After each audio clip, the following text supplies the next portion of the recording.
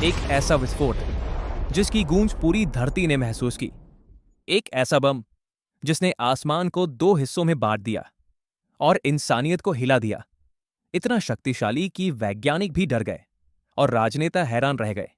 आज हम बात करने वाले हैं उस परमाणु बम की जिसने दुनिया को दिखाया इंसान कितना बना सकता है और कितना मिटा सकता है। द्वितीय विश्व युद्ध के बाद दुनिया दो हिस्सों में बंट चुकी थी। एक तरफ अमेरिका और दूसरी तरफ सोवियत यूनियन, रशिया। दोनों सुपर पावर एक ही चीज में लगी थी। कौन बनाएगा सबसे बड़ा, सबसे डरावना और सबसे विनाशकारी हथियार। इसे कहते हैं कोल्ड वॉर आर्म्स रेस, जहां असली लड़ाई गोलियों की नहीं बल्कि मेगाटन्स और मिसाइलें की थी। हर टेस्ट, हर डिटोनेशन एक संदेश था। हमारे पास वो ताकत है जो दुनिया मिटा सकती है। और इसी रेस में जन्म हुआ जार बॉम्बा का। साल था 1961। लोकेशन आर्टिक ओशन के पास नोवाया ज़ेमल्या। सोवियत यूनियन ने डिसाइड किया, हम बनाएंगे अब तक का सबसे बड़ा बम।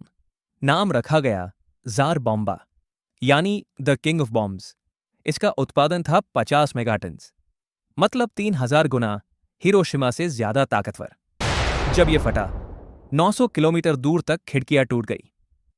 शॉकवेव ने 3 बार धरती को घुमा दिया और इसका मशरूम क्लाउड 60 किलोमीटर ऊंचा था। इतना ऊंचा कि पायलट ने बाद में कहा, हमने सूरज को धरती पर उतरते देखा। असल में इस बम को 100 मेगाटन्स तक बढ़ाया जा सकता था, लेकिन साइंटिस्ट्स ने डर के मारे उत्पादन आधा कर दिया, क्योंकि अगर वो पूरा ब्लास्ट होता तो फॉलआउट पूरी दुनिया तक पहुंच जाता। ये एक स्टेटमेंट था, दुनिया को डराने का, ताकत दिखाने का और कहने का, सोवियत यूनियन अब किसी से पीछे नहीं। अब सवाल उठता है, इतना बड़ा बम बना कैसे?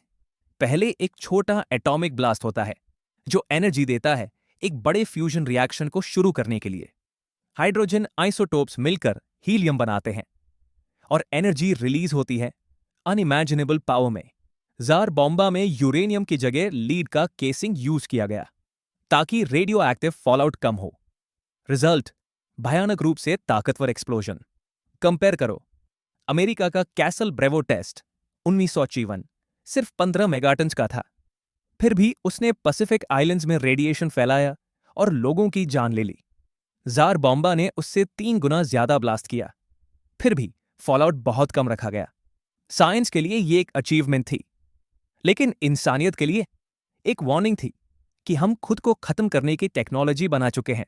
जब यह खबर बाहर आई, दुनिया सन्न रह गई। America shocked, Europe terrified, Japan speechless, क्योंकि अब किसी को यकीन नहीं रहा, अगर वॉर हुआ तो कोई भी विनर नहीं बचेगा।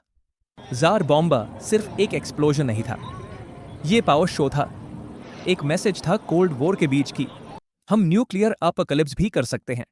पर इस ब्लास्ट के बाद कुछ अच्छा भी हुआ। 1963 में अमेरिका, यूएसएसआर और यूके ने मिलकर limited test ban treaty sign किया, जिसने एटमॉस्फेरिक न्यूक्लियर टेस्ट्स पर रोक लगा दी। आयरॉनिकली, जार बॉम्बा, जो डर दिखाने के लिए बनाया गया था, वही एक कारण बना टेस्टिंग रोकने और डिसआर्मामेंट शुरू करने का। हर टेस्ट की एक कीमत होती है, जो अक्सर मशीन्स नहीं, इंसान चुकाते हैं। रेडियो एक्टिव फॉलआउट ने हवा, पानी और मिट्टी को जहर बना दिया।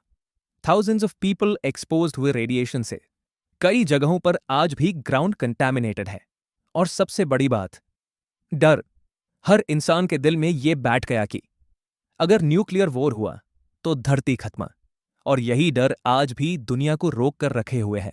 जार बॉम्बा कोई मूवी नहीं थी, ये हकीकत थी जिसने इंसानियत को आईना दिखाया। हमने साबित किया कि हम क्रिएशन के साथ साथ डिस्ट्रक्शन में भी गॉड बन सकते हैं। पर सवाल यह है, क्या हमें यह ताकत रखनी चाहिए? क्या हम इस पावर के लायक हैं? आज दुनिया में हजारों न्यूक्लियर वॉरहेड्स मौजूद है, हर एक कैपेबल है पूरी सिविलाइजेशन खत्म करने के लिए। तो सोचिए, अगर एक जार बॉम्बा ने दुनिया हिला दी थी, तो एक असली वॉर में क्या होगा? अगर आपको यह वीडियो नॉलेज और गूज बम्स दोनों दे गया, तो लाइक, शेयर और सब्सक्राइब करें।